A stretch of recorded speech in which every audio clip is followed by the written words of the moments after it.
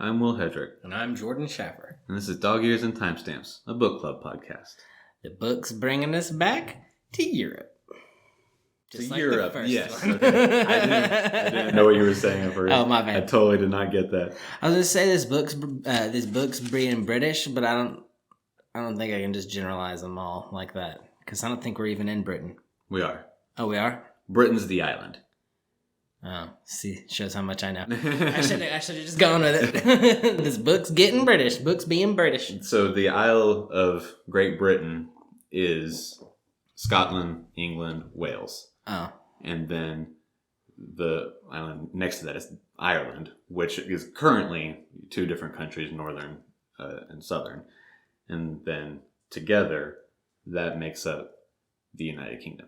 Oh, there we are. And then the Commonwealth is the United Kingdom, and the other countries that are still in the Commonwealth, like Australia and Canada and a few other places. Okay. So that's the difference. Oh. It comes up more than I ever thought it would once I learned the difference in the words and everything. Oh, dude, yeah. So. But yeah, we're back. We're back in 2019. Yeah. It's a brand new year today, as of this recording. It is January 1st, oh, yeah, dude. 2019. Happy New Year. Happy New Year. It's going to be the same as every other year. I don't get why people get so excited about New Year's. It's just more time. Yeah, it's the same thing again. It's because it's an odd-numbered year. So people are just like, ooh, this one's going to be weird. People were excited in 2018, though. People were excited every Yeah, but this one's going to get weird. Ever. So, Why is it going to get weird? Because it's odd. Do people say that? No. I never heard that. It's not a thing. You had me convinced. I thought that was something I just missed my whole life. No, that's not a thing. I just made that up right now. Nice. Well, you had me going. Well, dude, what'd you do for New Year's? Anything? No, not really. I worked, and we closed early on New Year's. Nice. And we closed early on the day as well. Or New Year's Eve and then New Year's Day. We closed early both days. Right. But yesterday I just came home and I was playing games with the guys. And then just not too long after midnight, I just went to sleep because I had to work this morning. But I finished reading last night.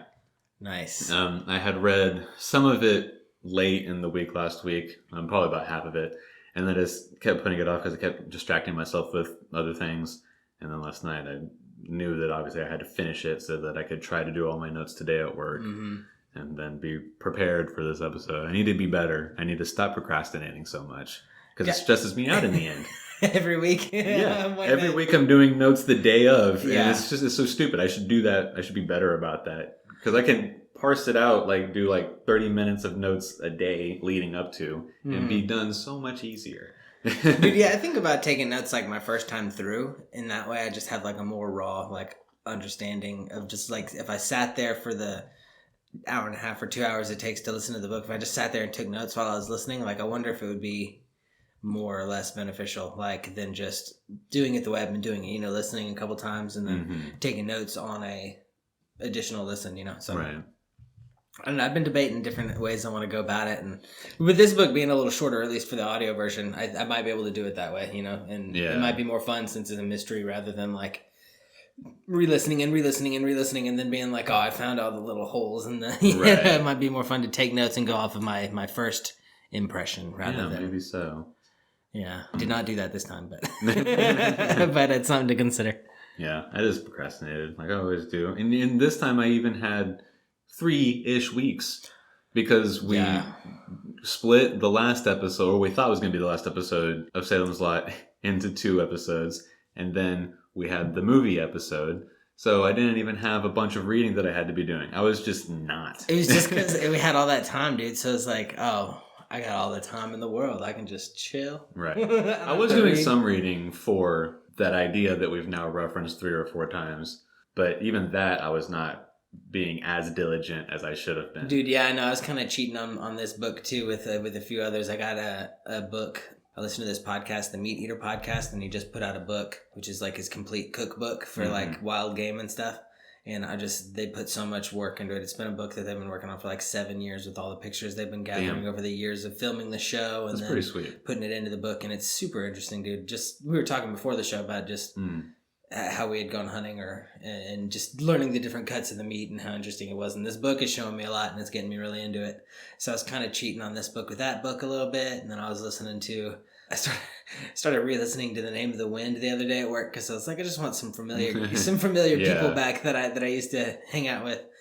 And then I stopped listening for whatever reason, and then I went full focus on this guy. I didn't get this book on audio until yesterday, and I didn't get. I bought it on Kindle because I got a Kindle for Christmas actually. So I bought it on Kindle, and then I just, for whatever reason, I kept trying to read it late at night, I think, and I just was falling asleep, And then the day before. Sorry, yesterday I got it on audiobook, and then I started listening, and then I listened to it several times today at home, just cleaning the house, and I had today off, and then I took my notes, and then here we are. Nice. But yeah, it was good. I didn't do anything yesterday for New Year's. In Pflugerville is like the city ordinance is like no fireworks in city limits. Literally, my neighbor. Like no one cares in any of these cities around here. Behind me was like shooting fireworks. Like from my bedroom, I could see outside the window just like huge fireworks. The dogs were freaking out. And then this morning I went out and there was just like little sparkles all over the truck. And I was like, what the hell is that? And I went and I wiped it off. And I was like, oh, that's straight up ash from the fireworks blowing up. Yeah, but, nobody gives a shit in any of these towns. And I mean, most cities in Texas have a no fireworks ordinance or law or whatever it is, but nobody gives a shit. Nobody cares here in South Austin. It's insane. I know that you were in that apartment, in South Austin for a couple of years, so maybe it's a slightly different neighborhood than here, a couple miles further south than I am. But I imagine that it was much the same down there. It's just insane. Every chance, at least around here. They were fucking shooting off fireworks on Christmas Eve. Who does that? Chance you get it. Who does that? And who gets fucking does fireworks on Christmas? It was ridiculous. Last night, it was at midnight. It was so bad here in the neighborhood that it smelled like smoke inside the house. It was ridiculous. It was That's insane. Ridiculous. I couldn't get Vader to eat his food all last night. Oh, yeah. Because it was going on from the time that I got home. I got home and there were kids just walking around the street just lighting off fireworks and throwing M80s into the storm drains. It's like nobody gives a shit. I called the cops on them. But the general fireworks, I can't do anything about that. But kids throwing M80s into the storm drains, I think warrants a policeman to come out. But yeah, so Vader was just in a bad mood the entire night. He wouldn't go outside. He wouldn't eat anything. So I was like, oh, shit. Yeah, that's like the day, like New Year's Day is like the busiest day for the pound and different dog facilities like that, just because so many dogs get scared and they find a way out at any cost. For sure. Yeah. There's so many dogs that are outside dogs that never go inside. So, they're definitely just going to bolt somewhere because they can't get inside. Well, 3 years ago, I think, maybe 4, I don't remember. I was out at the ranch and I ended up losing Doc like all night because the fireworks were off and somebody let him out like somebody wasn't keeping it. Like I remember telling people like, hey, like he's scared of this stuff, like just make sure he stays inside. And I guess he slipped out, people weren't thinking, and then the fireworks went off and everyone was like, can you find Doc? Where's Doc? And so we went on a little search for him around the ranch and I was like, honestly, if I had to put my money on it, I bet he's hiding underneath the center of the house. Like I don't think he's off in the woods hiding. That doesn't make sense for him. Like he's not like an independent dog to go hide in the woods. He'd want to hide close to us, but still like feel safe. Right. So I was just like, we just got to sleep it off and wait for him in the morning. Literally the next morning, he was waiting at the front door, like, "Hey, let me in, please." So it was pretty good. Yeah, dogs are really stupid. All the dogs at home are like that. They're awful, and for any sort of loud noise, really. Fireworks obviously being, the kind of like dog universal. Everybody that has dogs talks about how awful holidays are for that reason. And then with them sneaking out just because people aren't paying attention, that happens at home all the time. Oh, dude. We'll be having a party and my dad will tell people, don't let the dogs out, like 8 times. And then immediately somebody just opens the door and lets the fucking dog out. Like, fucking pay attention. Well, I've seen them out before. And I get it. People are like drinking and hanging out and, it just slips your mind. Or you just, the dog's come out. Just absentmindedly. I totally get it. But like 5 seconds ago, someone told you not to do it. Yeah, I know. It's just funny. It trips me out. And I guess I also have a tendency to pay more attention to little details and little habits and things like that than a lot of people care to for, because why care about dumb little things? But I care about a lot of dumb little things because I probably have some sort of problem. So it trips me out when people act like that. But anyways, we can go ahead and get started on the first book of 2019. Yeah, Arthur and George by Julian Barnes, read by Nigel Anthony. in your abridged version. Yeah, it's abridged for Audible, so. Right. And we've already run into a problem. But that's all right. That's fine. We will figure it out, and you, the listener, won't have to worry about it. So, Chapter 1, Beginnings. The way that, I mean, obviously, if y'all have read it, for anyone that's not reading it, the way it's broken up is that it jumps back and forth between Arthur and George. What we're going to do while going through it is we're going to say that we're jumping back and forth, because otherwise it's going to be really hard to deal with. This first chapter is more or less as quickly as can be done, a retelling of both of their entire or childhood through young adulthood, their entire upbringing. Mm-hmm. And so that we can understand them as people without having lived with them as kids, Yeah, it's like the origin story. So we get a little taste of their personalities, but I'm pretty sure we're going to be dealing with them as adults. So. Yeah. It was like we were talking about whenever we were first talking about the book. It's about a mystery that Sir Arthur Conan Doyle solves. That definitely does happen whenever they're adults. So, but evidently, for the sake of the story at least, and then I would imagine also for the sake of how the events take place around the core event, it's important to fully understand the two people as much as possible. And so that's why we've got this 60-page, or at least in my Kindle edition, a 60-page telling of the formative years of these two individuals. Now, is this based on a true story? I forgot. Yes. Oh, cool. Even better. Yeah. This is based around the events that are around a central thing where Sir Arthur Conan Doyle solves a mystery. He's, at this point that he does it, already famous for the Sherlock Holmes series and that sort of thing. And then George, the other character, I haven't looked into it too much because I just want to read the story and get that part of it. Yeah. But they relate somehow. They come together in some fashion and are both involved in whatever this mystery is that it gets solved. I want George to be like the anti-hero, like the bad guy in the story. Not anti-hero, because that assumes that he has some purpose at the end that'll end up making us happy. But I just want him to be like... I want like it to like halfway through be like, oh, by the way, George is the one that like did the murder. I don't think that'll be what happens. I'm sure they're gonna end up like teaming up. But I've read stories where one point of view is the sane person, and the other point of view is a very similar person but a psychopath. And then they end up crossing paths later on in the book, and it just it just gives you a lot of preface into those characters, and then when they end up their worlds do collide, it's like and it's the climax of the book. So I don't know if that's going to be the case here, which I think might be fun because we'd have perspective of both. Stephen King's written a mystery novel kind of like that, where you get a taste of the killer's side as well as the people that are solving the case, right? And that was a lot of fun because you get who it is the whole time, so you're sitting there like, oh, you almost got it, guys, go keep going, and so it's just fun. Of the few mysteries I've read, it feels like, I guess, one of those two options to me, and I hope it's the darker one where we're getting a taste of the bad guy. But so far, it doesn't really feel like it. Yeah, it's there's nothing really. I shouldn't say nothing really, because there are things that I imagine will lead into whatever the main event is. But the whole purpose of this chapter is, like we've already gone over, is about getting to know the characters and becoming as close to them as you can inside of 60 pages as opposed to growing up with them. Yeah. So we start off with them as children. A child wants to see. It always begins like this, and it began like this then. A child wanted to see. As a child, Arthur sees the corpse of his grandmother, Catherine Pack.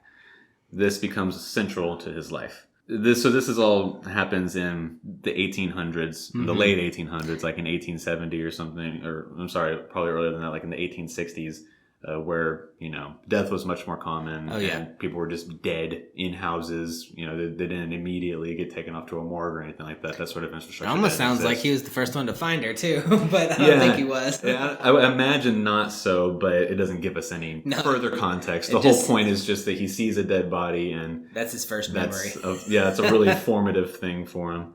And we jump immediately to George. George has no imagination and is a dutiful child. Sounds boring. He's a totally, he's sort of, because these are two real people. Yeah. He's like the real version of the character that has no emotion and is totally flat and, is just, it says that he's got no imagination. But he's a good, dutiful child. He has a sense of duty. He has a sense of right and wrong. He's a preacher's son.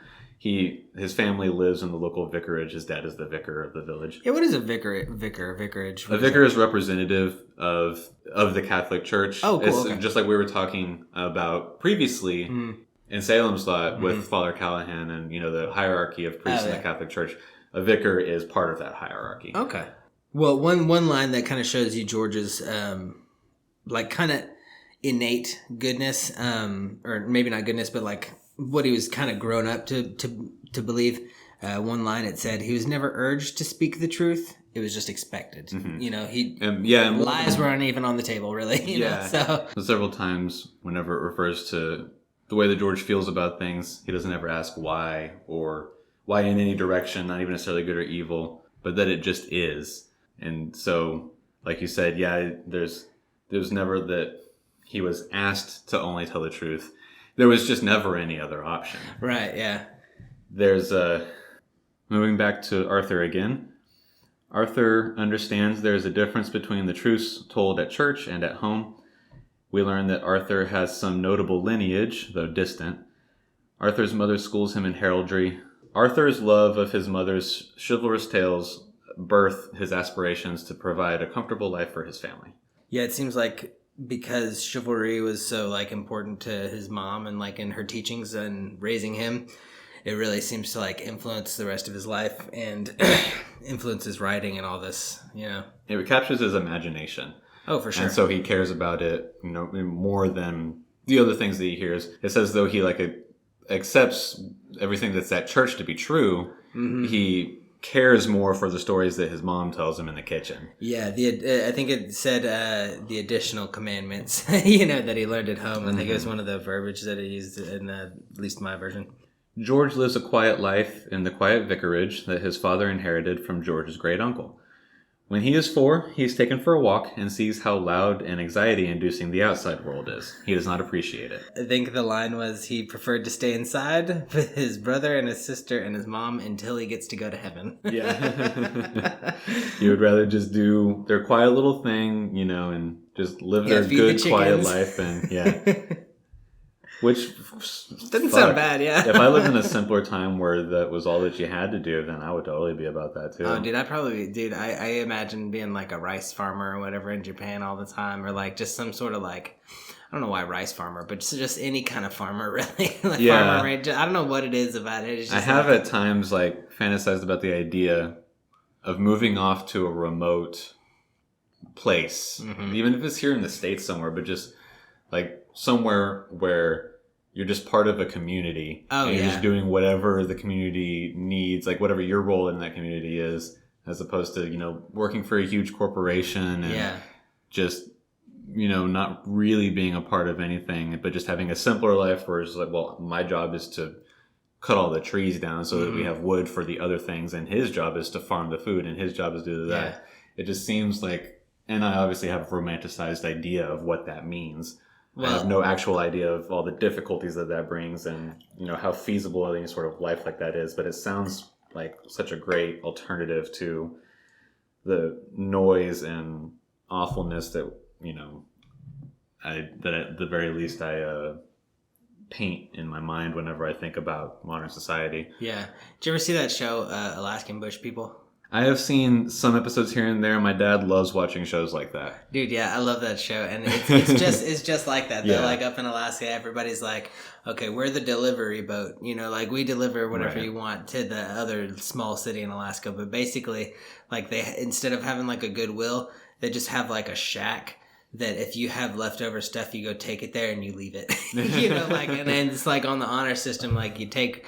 You take 2 things, you leave 1 thing, you leave something else behind for somebody else. And then, so they always go and they loot the dump. There's always neighbors helping out. It's that community that everyone misses, that the tribals, the thing we're all lacking, I guess, in this big cluster of society. So where did that lead us? Back on Arthur? Yeah, going back to Arthur. His family moves around Edinburgh a lot due to what we surmise are financial constraints. The family gets larger, and Arthur's father consistently fails to provide. It describes him as a gentle failure of a man, which is sad. Yeah. He moves up from... He's an artist, and he moved up from London to Edinburgh when he was... it says that a little bit earlier than he should have in his life. He was 19, I think it said. And the problem was that he moved to Scotland, where Edinburgh is, and they're really heavy drinkers in Scotland. And his constitution could not keep up with the heavy and constant drinking that everybody else does. So he became an alcoholic, and now he can't get anything done. He spends his money on drink, and it also describes him as a charitable drunk. So he gives all his money away while he's drunk. He buys people drinks. Whenever he sells his paintings, he sells it for very little or just gives them away. Oh yeah. So he's just, selfless to a fault wouldn't be the right way to describe it. And then we jump back to George again. He's nearly 7 years old. He begins to attend the village school where he meets other boys his age for the first time. How do you do? My name's George. This is what he has been instructed to say. George has trouble answering Mr. Bostock's questions from the board. He panics and guesses each time, leaving him to be ridiculed. One day he soils himself while walking home. It happens several times more before his parents look for answers. Oh, dude, by the way, for getting those questions wrong, they move him to the back of the class. How bad for your morale is that? It's just right. Oh, you dummy, go sit in the back. The way that it's evidently described, or at the very least the way that George interprets it, even at a young age, is that you're rewarded by being able to move closer to knowledge and the truth and that sort of thing, which is, an idealized version of how children should think about school. Obviously, the ones that don't care are going to be like, fuck yeah, that means I just have to continue to not care the way that I already don't care, and I get moved to the back where I don't have to be right in front of the teacher. Dope. Yeah, for sure. Yeah. So in theory, it's a beautiful way to look at rewarding students, but in practice, it's the literal worst idea. Yeah. So George starts at the back of the class just for whatever reason that day. That's just how seating is, and then after the first week's test, then the seating order gets set. But he's just set up to fail because, as we find out through this interaction that his parents have after trying to figure out why he's been soiling himself, the only other cause the book suggests is fright. George, are you frightened of something? I'm frightened of being stupid.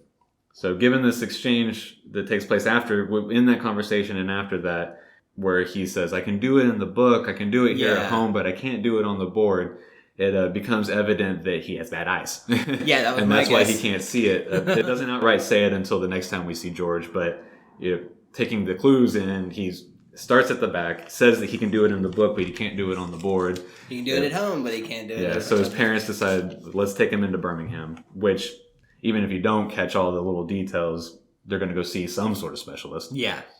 Jumping back to Arthur, he's 9 o'clock. He's 9 o'clock. He's sent to the Jesuits. Yeah, he's now 9 years old. He's going to go... He's got some uncles that are seeing their brother, his father, become a failure of a man. And they feel bad for Arthur, so they decide that the answer is to send him away to, school where he can get a good education and a solid system. They'll pay for it. So they send him to a Jesuit school in Preston. He spends the next 7 years at this school system. He visits home in the summers.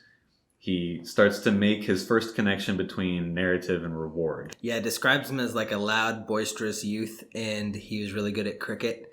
And it sounded like he just told stories of chivalry and romance, and that was kind of how he clicked with other people, how he was kind of popular at school, and also, like Will just said, his first connection to storytelling and reward. Going back to George, as we said, the person they went to go see in Birmingham was an oculist who does not recommend glasses for children. He believes that it's better to let their eyes adjust over the first few years of their life rather than, immediately give them a crutch. Oh, man. So, but he does recommend that George move to the front of the class. There you go. Sorry. So he gets to the front of the class and finds that he can now solve the problems on Mr. Bostock's board. So he starts, doing well in school at that point. The farm boys and coal miner sons at the school start to bully him a bit more than they even did in the beginning. when they thought he was just a weirdo. Now he's, a smart weirdo. George doesn't really care if he makes friends with any of them. He even becomes prideful against them now that he knows he's not stupid. Yeah. He's like, well, they're just farm boys. What do I care about them? He mentions something of that conceit during dinner one night, and his father corrects him in it, saying that it's their Christianly duty to cherish and empathize those who are less fortunate. To which George sort of internally feels himself disagreeing with that sentiment. In the same token, as we jump back to Arthur, as he's developing his sense of the world, he also is finding himself moving further away from the absolute faith in the church he once had.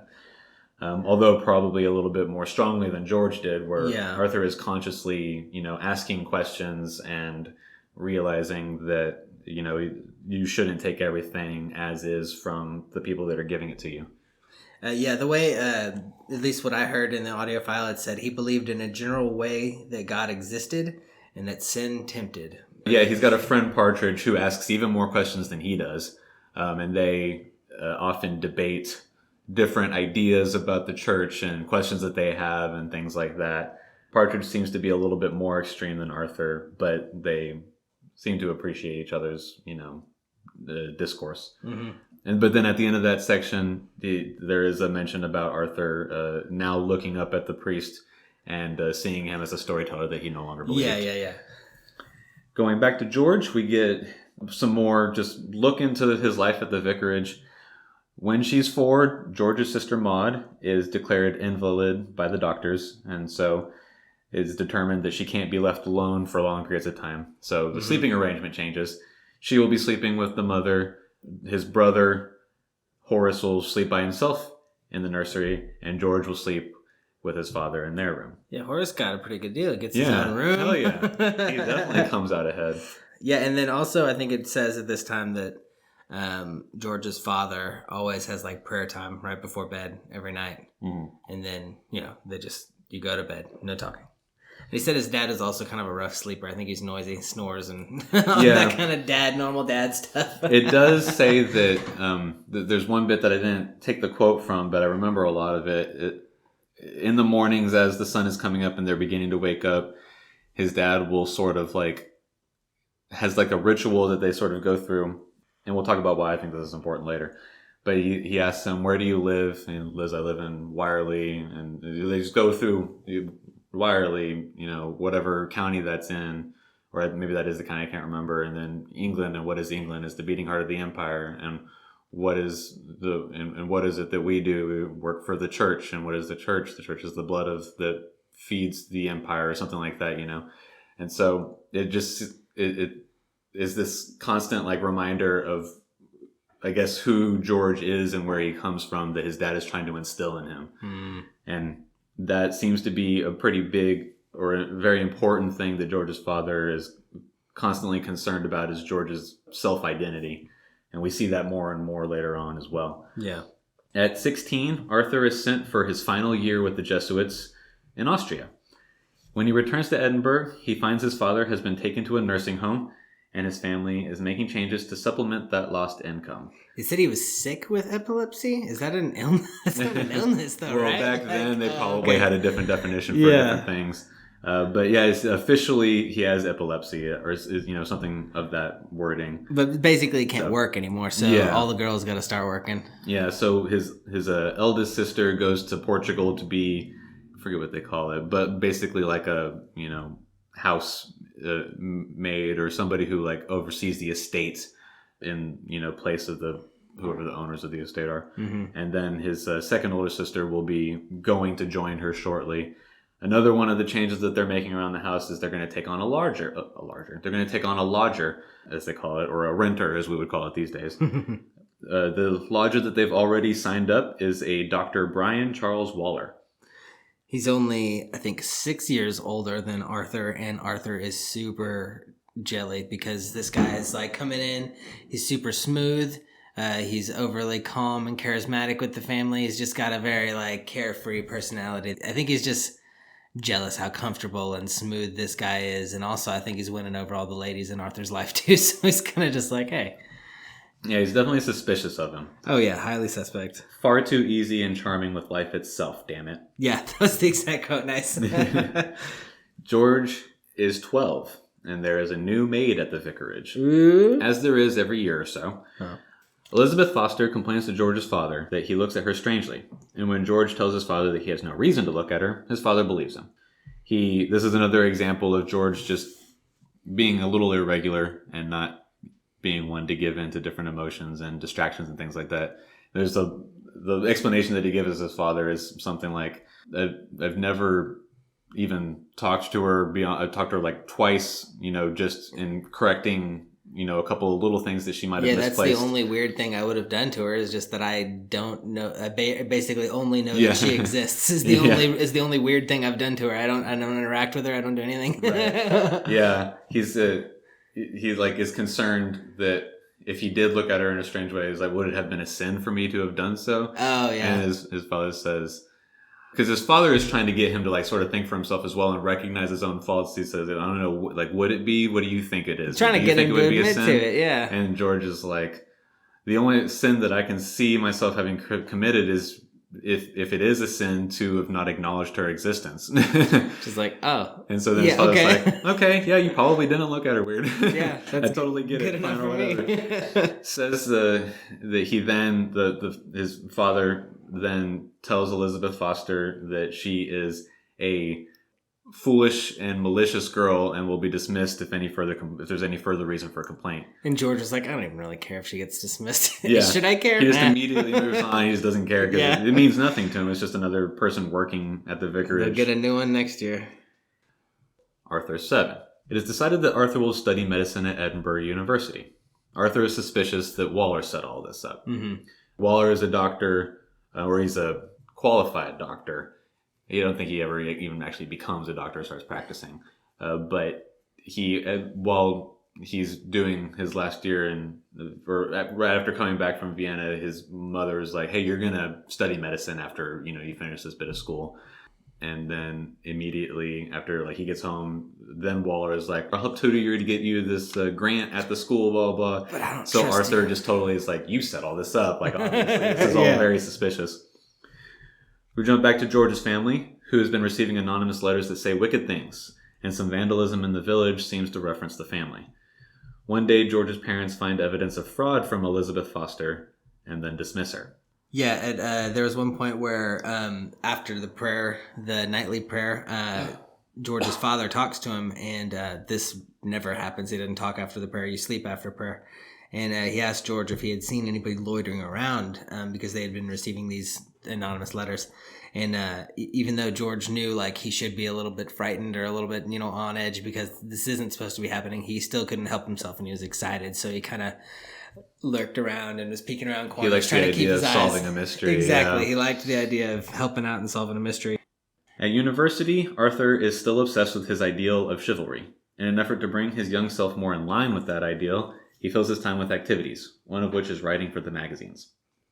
He is struggling with adolescence where he's having fantasies while dreaming and different things like that. And his ideal of chivalry is that's not in line with it. It's to be more chaste like Galahad and things like that. So he's like, well, I can't be, having these illicit dreams. I need to, maybe if I spend more energy during the day, then I'll be able to sleep sounder at night. Yes. I think it's his line of thinking. Yeah.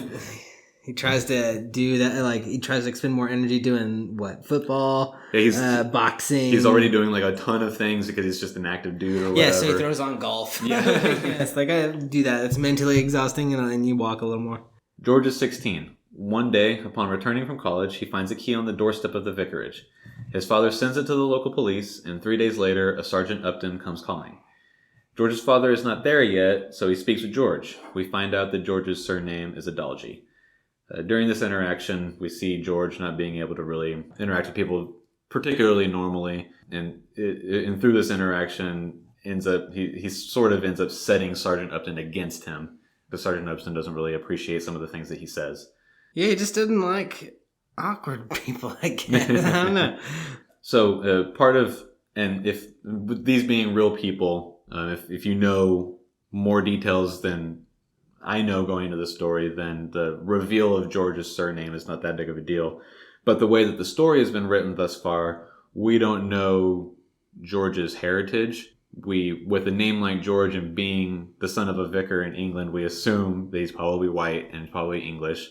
Finding out that he has a name like that, and we haven't been given anybody else's name except for his brother and sister, who also have very English names. Now, getting George's surname, we know that he's of some foreign heritage. Yeah. He's not English. Specifically, as we find out later, he's Indian.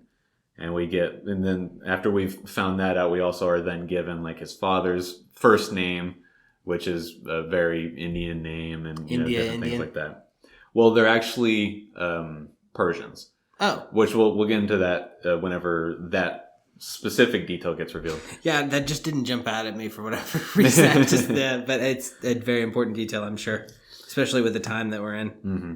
Arthur finishes school and begins practicing medicine. He takes positions on ships as a surgeon and then ends up taking residence in Southsea.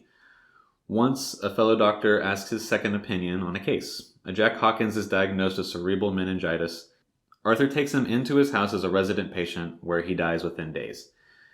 After this, Arthur begins to court the deceased sister, Louisa. Yeah, it says it goes really well. Like, they started to date kind of regularly. He takes her out on this quite elaborate date. And I think her mother approved. His mother approves of her. Oh, okay. That's what it was. The man. The man. So, but I liked how this little section started because it's, at least in my edition, it said the first line was, his marriage began in death. I was like, what is this chapter? Like, how are they going to fix this? Because I thought, like, she died or something. Well, like, it's also referencing how his, as early as he can remember, began as well. Yeah. I think the line is like his life, his marriage began in death. Mm. So, it's just going, and after this, it then further talks about Arthur's appreciation, or at least habit of noticing and paying attention to death. Right. And whatever importance that might bring. So, yeah, first with his grandma, and then the whale that he sees while he's on the ship, and things like that. Jumping back to George. George takes walks after college to help wind down from classes. One day on one of the walks, he is accosted by Sergeant Ep1, who appears out of sorts and accuses him of theft of the key that he had found. George tells his father about this encounter, to which his father declares that he will write a letter to the constable about it all. It's like, dude, he wouldn't have turned him in if he left. Right. But within that interaction that George first had with him, he said some weird things that made him mildly suspicious. Yeah. And then with what we find later on, everybody seeming to be against George, it does seem like there is some level of setup happening. Yeah. Captain George A. Anson, the constable, replies to the Reverend's letter without an apology, stating that until proven otherwise, George must be a viable suspect in the key theft. He also states that he has a source of information outside the police that he has gotten his certainty from. And then here's a quote from the conversation that George is having with his father about this letter that they get back from the constable. He must mean that someone has sent him a letter denouncing me, unless he is not telling the truth. He might be pretending to know things he doesn't. Perhaps it is just a bluff. And that's George sort of analyzing what it is that's going on, because at this point, he's already going to school to become a solicitor, which is a lawman. Mm-hmm. They're like, at least in the way that they describe it in this time, and from what I looked up as well, it's like sort of a partner to a detective in a way. So his father, knowing that that's what he's trying to do, is asking him questions about how he sees what it is that's happening, and then trying to get him to surmise something. I like the term solicitor. I didn't put two and two together, obviously, until you said it, that's a lawman, but it kind of sounds right. Just in my mind, I'm imagining him sitting there with his nightstick just spinning around in circles, just kind of like whistling and on patrol, but not walking, not moving, just like, I guard this here block, Right. Soliciting. Well, that's not what I know, but in my head, that's what I turned it into. But anyway, sorry, go on. Arthur has trouble with the way things are progressing at home. Whenever he comes home from being, down in Southsea where he's working, he has this sort of conceited idea that life, even if it's only subconscious, he believes that life there stops without him and expects it to be exactly the same whenever he returns. Yeah. So he's, realizing that isn't how life works. No, of life course. goes on. He's sort of like subconsciously disappointed that that's what it is, and learning, the truth that, obviously life continues without you. But then on top of that, the way that everything's moving, the lodger that he doesn't like, Waller, seems to be making progress being the provider that he wants to be. Mm-hmm. And so he's sort of against that because he already doesn't trust him or his intentions. And now he's doing the thing that he had for years and years and years dreamed of doing. Mm-hmm. And he's able to do so. He never even became a doctor, even though he was a qualified doctor, evidently. But he does inherit an estate. And so then just goes and lives off the estate and moves Arthur's mother and his remaining siblings to a cottage on that estate as well. It's also around this time that Arthur marries Louise. This is on August 6th, 1885. And it doesn't happen in Edinburgh where he was born, and it doesn't happen where she was born, but it happens in Yorkshire, where Waller is now a nobleman, and he's also his best man at the wedding. So the whole thing has been, it says that Arthur's mother arranges this whole deal, and I think the point of them like bringing up those details about it being, in the place where now Waller has status, and him being Arthur's best man is setting up more reason for why, I feel like it's going to end up mattering, or at least further illustrating why, Arthur is really resentful towards Waller and whatever, comes with all that. Back to George, right? Mm-hmm. Yeah, and then this is when we find out a bunch of spooky stuff keeps happening. Like, we're getting the spoops. Yeah, there's like a box with a dead crow in it or something like that. And then they just they keep getting these They keep finding different things letters around the vicarage, and the malicious anonymous letters start coming more frequently, every day almost, I assume. It says, letter, every day my anger grows for George and Georgie, and I put blah because he talks about how he hates everybody. Yeah. But he keeps, this mystery person keeps constantly referencing how they're going to take George out, or they're going to ruin his reputation, and they're going to just... and different things it's just constant threats to, everybody in the family. At least the ones that we keep being given specifically are ones that call out George specifically. Yeah, I think you're right. There are a bunch of broad ones too that are like that his father shows George, but all the ones that are specifically about George, they hide from him. They don't want him to find. And it's there then begin different hoaxes where ads are taken out in the newspaper on the family's behalf, advertising different services or requesting different services, different things that will just cause them trouble. Mm-hmm. There's a couple of times that some other man of the clergy shows up agitated because he was summoned for, whatever reason. And then George's father has to be like, I'm sorry, that's somebody, we're having a problem, you can leave, we don't actually need your help, just different things like that. There's just constant harassment seemingly every day, and giving him a bad name too. And there's a few times even that Elizabeth Foster, the maid that had been dismissed, gets referenced in some of the harassment. There seems to be an agenda for revenge on the behalf of Elizabeth Foster. Yeah. It said some of the different, I can't think of the word, not graffiti. Vandalism. There you go, vandalism. Mm-hmm. Some of the different vandalism that I wrote down that happened where, I don't know why it was so specific, but it said 3 broken eggs on the front doorstep.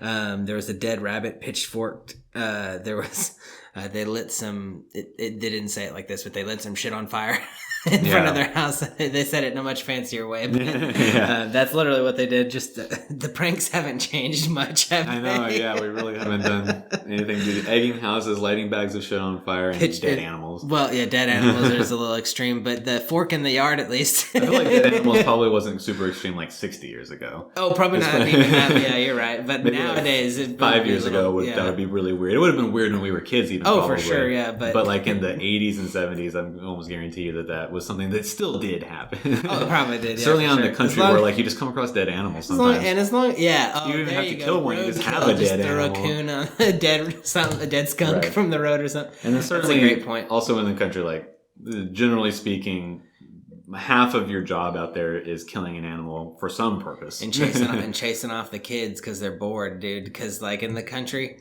straight up like. they're blowing up mailboxes. They're throwing fireworks in mailboxes and just to hear them blow up. Right. There's nothing else to do. What else are you going to do? Arthur is, now that he's a married man, has his practice in South Sea. He's a grown adult, and he's part of all these different things, being a fairly well-to-do man as a doctor, I imagine, in a small community.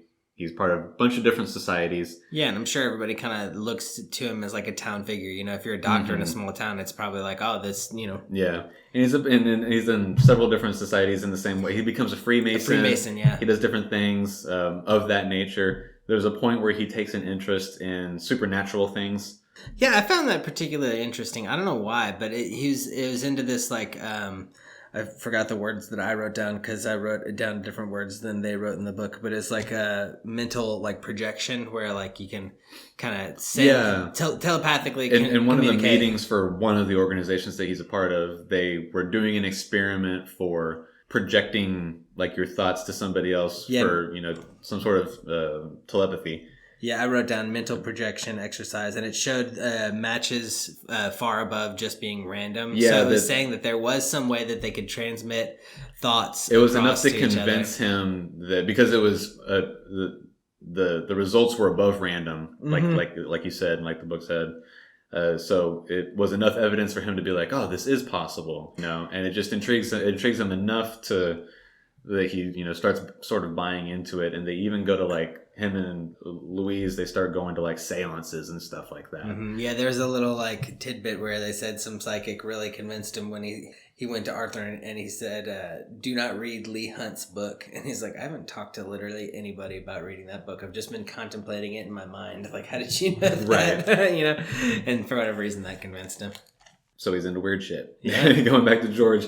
George's father calls on William Brooks, the village ironmonger, and father of Frederick Brooks, who was jointly implied with George in one of the hoaxes. There was an apology published in the name of George and Frederick, the Brooks boy, apologizing for a bunch of different made-up things, and then one of them was also for defaming Elizabeth Foster, the person who was dismissed, and now we're coming to see, at the very least, is the person doing all these things has got some agenda of revenge, or is it maybe even just using her as an excuse for, some of the things he or she is doing. The Brooks have also been receiving anonymous letters, but the father's not really paying any attention to them. He figures that it's all a waste of time to try and do anything about it, and doesn't think that it's actually going to come to anything anyways. The Reverend is encouraged to know that the persecution extends to another family, because there will be more room for mistakes to be made by the perpetrator. It also means that it is not merely race prejudice, which makes him feel good. And this also goes back to what I was mentioning earlier, where he seems to be mildly obsessed with making sure that George, one, believes that he's an Englishman, because of where he was asking him frequently to go through, where he's from and what that means and all that sort of stuff. I live here. This part of England. England is the heart of the empire. I'm with the church, which is the blood of the empire, and all that sort of stuff. So it not being a race prejudice thing, it puts them at ease a little bit more, because it's not going to go back to their Indian heritage necessarily, is what this issue is about. It can be about some other, bad, misguided hatred thing, but it's not a reason for George to question his identity. It also implores him to remember the date that Mr. Dadaboy, however you pronounce that, it's not a name that I'm familiar with, Naroji, was elected to Parliament. He was the first man of color to do so. He was another English Indian person who was elected to Parliament in 1892, I think was the date that it gives. Or when was that? I think July 6th, 1892? 1892. And so that was a big, obviously, moment for, one, progressiveness in England at the time, and then two, specifically for, people of that Indian descent. Yeah. So he wants George to remember that in the event that he ever questions his heritage as being an Indian, be like, look, an Indian person became this important person in the country. You should never be questioning that. We did it. But George doesn't understand it. He was raised to know that he is not a Parsi, but an Englishman. And he even brings that up. He said, you and Mom have always taught me I'm not a Parsi, so why do I have to care that this man who is a Parsi became an Englishman? Why does this pertain to me? I'm an Englishman. I'm not But his father says, just remember it. It'll mean something to you later whenever you get more context, that sort of thing. So something that we referenced earlier, where they're Indian, they're not Indians in the way that we might generally think of. They're specifically Parsis, which are Persians that left the Persian region, Persia's not a country, to India to escape persecution from the Muslims. From Xerxes. No. Not that far back. They're a specific group of Indians that are of Persian descent who escaped persecution from the Muslims that were taking over their region at the time. Yeah. But George was, that's not who I am. I'm an Englishman. This is what y'all have taught me. Why does this matter? Yeah. But it's more context to what George's father's goal with raising him is, which I think is important whenever we look at the whole picture. If the point of this chapter is to have us grow up with them, then that's an important element of that. I think so, yeah. We are going to jump back to Arthur, who has been steadily increasing his literary acuity. Still, medicine is his livelihood, and he knows that he should specialize. He resolves to ophthalmology and to go to Vienna for training. After a couple months, he admits that it might have been better to stay in England, so they return. On the way back, he studies a few days in Paris, and so is able to claim having studied in 2 different countries. This gets him elected to membership of the Ophthalmological Society and takes up residence in Devonshire Place. Business is slow there, so Arthur decides that he needs to do some other things. 2 little things I liked about this was just how quickly and cool his wife was with just like, yeah let's go to Vienna, I'm down. And even she's definitely the dutiful, obedient wife. Yeah, she seems age. great. Yeah, and like super supportive. And then another thing is, I think you were about to start talking about how he comes up with this. Yeah, he's got an idea where there's 2 kinds of narrative that are published in magazines. You've got standalone stories that are just the one reading, and then you've got serializations, which are, of course, continually stories that are come out each edition of the magazine. He wants to bring them together into a single idea where you would have a character or returning characters having individual adventures that are only related insofar as they're the same characters and we know them and their history, but each reading is a different book. Standalone. Which now is, something that's very popular in storytelling in all mediums. And so to do so, the character that he wants to be the main character of that form of storytelling would have to have some sort of interesting enough occupation where he can have different adventures. And I think he had written a few other stories with a side character that was a private detective of a few different names. I believe it was Sherford Hope is one of the names, and there was another one with another name, but it eventually becomes Sherlock Holmes. Yeah. This is the invention of Sherlock Holmes and how he comes across it, and evidently the invention of the sort of monster of the week storytelling that has become popularized by shows like Buffy the Vampire Slayer and X-Files, and to some extent any long-running show that can't possibly keep a single narrative running for years and years and years follows this formula. Lastly, end of this chapter here, George has left college and is now at the solicitor firm in Birmingham. The persecution and hoaxing continues for the family. George's father writes the constable again and receives a reply that George then speculates is meant as an implication that is once again against him. The system is clearly against him at this point. It's just more clues that there's some sort of vendetta against George. Yeah. And we have no idea how deep it goes. It evidently goes through the whole constabulary in this area. Mm-hmm. And then whatever citizens or private parties are involved, was something that'll evidently come up, at some point. Otherwise, they wouldn't be talking about all this time. But then suddenly, all of the persecution and the hoaxes and the letters and everything just stops. So that was the end for you? Yeah. Weird, in my edition, there was another section. I won't go over it. Because we go over it next time. Because it's literally the next section in chapter 2 for the Kindle version. So we'll go over that next time. But so you audio fools out there like me will know a little sneak peek. Yeah, man. So far, laying some good foundation for character building. I'm excited to see where it goes. I have no idea, honestly, where it's going to go, but it's fun building the characters. And as far as the way that anybody that's following along takes in the book. If they're also doing the audiobook and they happen to have the same abridged version, it's evidently structured entirely differently from the actual book. Yeah. We've only gotten this small taste of it where it added one small Arthur section to the end of chapter 1, which is just the second section in chapter 2 for the book.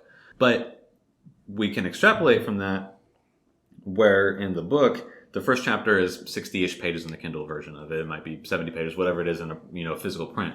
But then the second chapter is 150 pages or something like that. And then the third chapter is also like 160, 170 pages.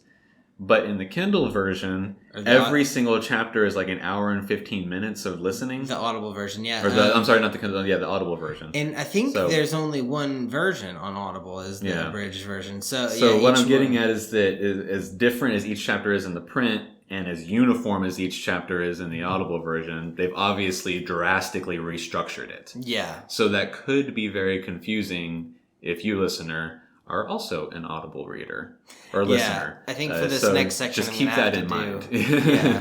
I think for this next section, I'm going to have to do a little bit of both, a little reading and a little bit of listening, just to make sure I don't overstep where we're going. And the abridged version, obviously they cut and rearrange some stuff.